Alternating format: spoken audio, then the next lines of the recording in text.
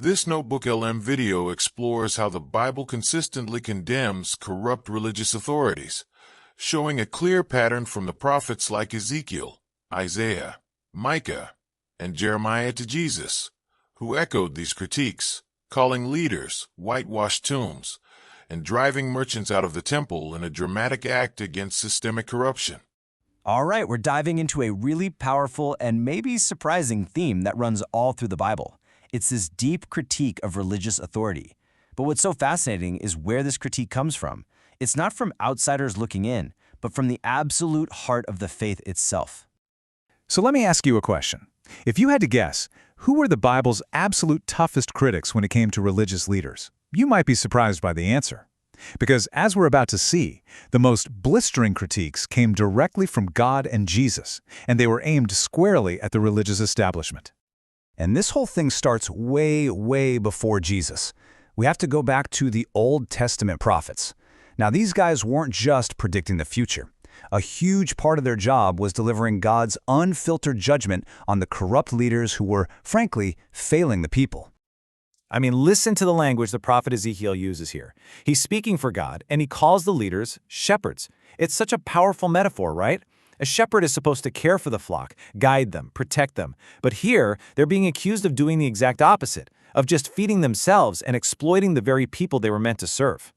And this wasn't just a one-time complaint from one prophet. Oh no, it was a theme, a consistent pattern.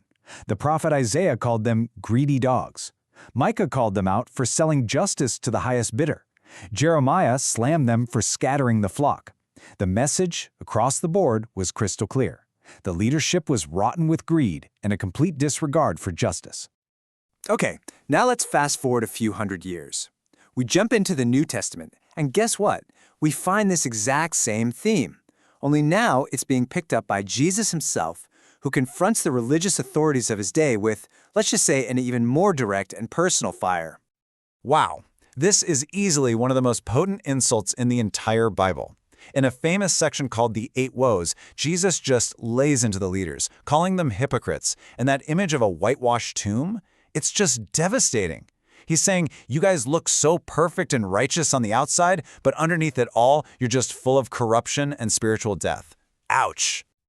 And you know, Jesus didn't stop at words. He took action. When he cleansed the temple, that wasn't just some light housekeeping. He was flipping cables, literally and symbolically.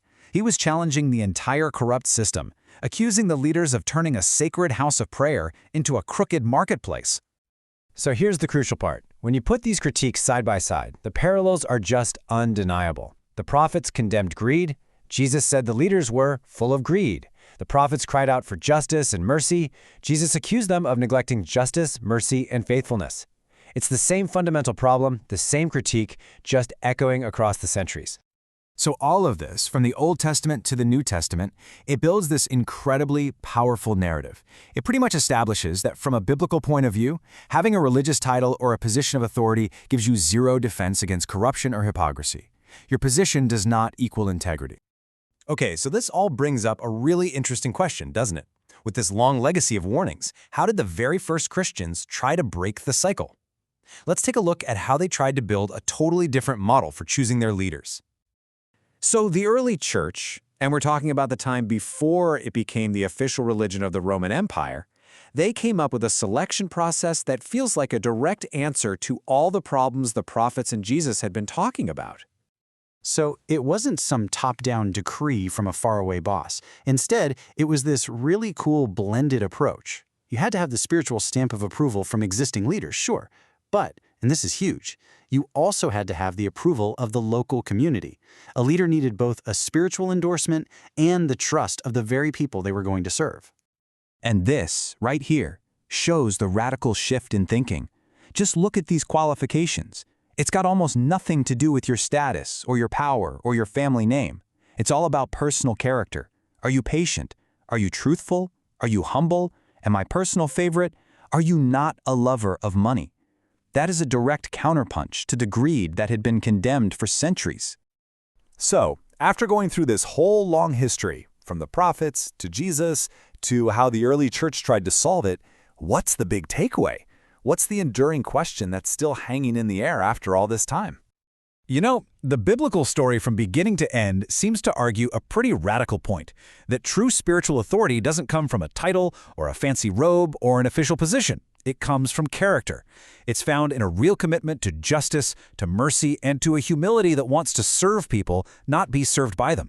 And I think the enduring question it leaves for any of us in any generation is this: how do we measure our leaders? By their position or by their integrity?